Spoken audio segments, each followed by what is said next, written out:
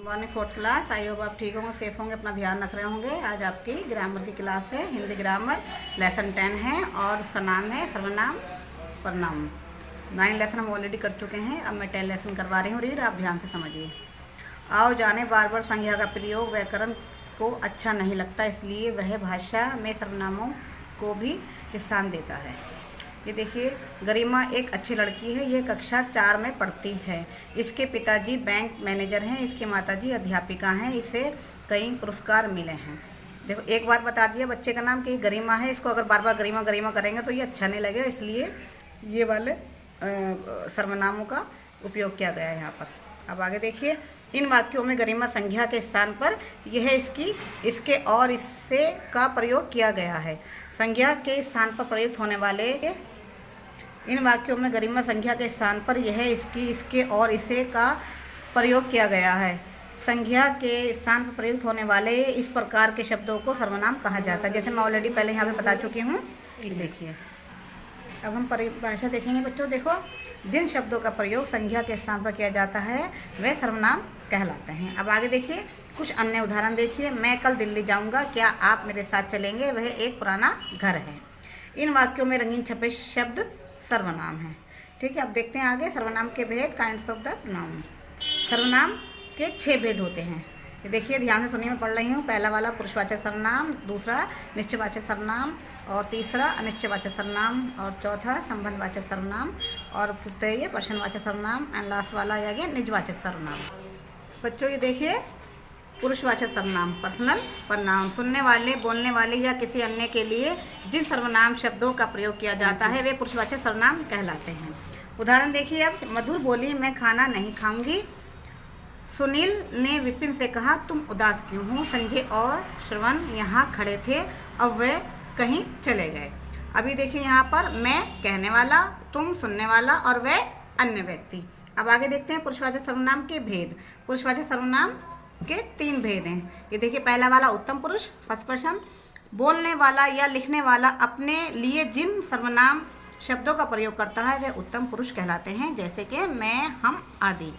अब सेकंड देखिए, मध्यम पुरुष, सेकंड पर्सन। सुनने वाले या पढ़ने वाले के लिए जिन सर्वनाम शब्दों का प्रयोग किया जाता है वे मध्यम पुरुष कहलाते हैं, जैसे तू, तुम आदि।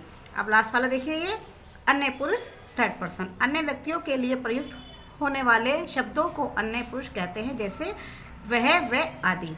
अब आगे देखिए, निश्चयवाचक सर्वनाम, डिफाइंड प्रोनाउन। जिन सर्वनाम शब्दों का प्रयोग निश्चित व्यक्ति या वस्तु की ओर संकेत करने के लिए किया जाता है उन्हें निश्चयवाचक सर्वनाम कहते हैं, जैसे मैं वह गुब्बारा लूँगा, मुझे ये किताब चाहिए, ये तुम्हारे जूते हैं। इन वाक्यों में वह, यह और ये निश्चयवाचक सर्वनाम, इन वाक्यों में वह, यह और ये निश्चयवाचक सर्वनाम है। अब आगे देखते हैं अनिश्चयवाचक सर्वनाम। ये देखिए, जिन सर्वनाम शब्दों में किसी निश्चित व्यक्ति या वस्तु का बोध नहीं होता है उन्हें अनिश्चयवाचक सर्वनाम कहते हैं, जैसे कोई, कुछ आदि। कोई आ रहा है, दूध में कुछ पड़ा है। इन वाक्यों में कोई और कुछ अनिश्चयवाचक सर्वनाम है। संबंधवाचक सर्वनाम, रिलेटिव प्रोनाउन। जो शब्द दो शब्दों या व्यक्तियों को जोड़कर उनमें संबंध बताते हैं उन्हें संबंधवाचक सर्वनाम कहते हैं, जैसे जो, सो, जैसा आदि। जैसा करोगे वैसा भरोगे, जिसकी लाठी उसकी भैंस। इन वाक्यों में आए जैसा, वैसा, जिसकी, उसकी शब्द संबंधवाचक सर्वनाम है। अब ये देखिए, प्रश्नवाचक सर्वनाम, इंट्रोगेटिव प्रोनाउन। जिस सर्वनाम से किसी व्यक्ति या वस्तु के विषय में प्रश्न पूछा जाए उसे प्रश्नवाचक सर्वनाम कहते हैं, जैसे कौन, क्या, किसने आदि। दरवाज़ा कौन खटखटा रहा है, उसका क्या नाम है, यह शीशा किसने तोड़ा। अब देखते हैं आगे। ये देखिए, इन वाक्यों में कौन, क्या और किसने का प्रयोग प्रश्न पूछने के लिए किया गया है, अतः ये प्रश्नवाचक सर्वनाम है। अब लास्ट वाला देखते हैं, निजवाचक सर्वनाम। जिस सर्वनाम का प्रयोग कर्ता के निज समय के अर्थ के लिए किया जाता है उसे निजवाचक सर्वनाम कहते हैं, जैसे समय, अपने आप, खुद, आप आदि। अपना काम मैं स्वयं ही करता हूँ। मैंने खुद अपनी आँखों से तुम्हें देखा था। चिंता मत करो, वह अपने आप उठ जाएगा। और ये लास्ट देखिए, वह अपना खाना आप ही बनाता है। तो बच्चों, ये वाला आज का लेसन यहाँ पे समाप्त हो गया, और बाकी के एक्सरसाइज क्वेश्चन आंसर हम अगली क्लास में करेंगे।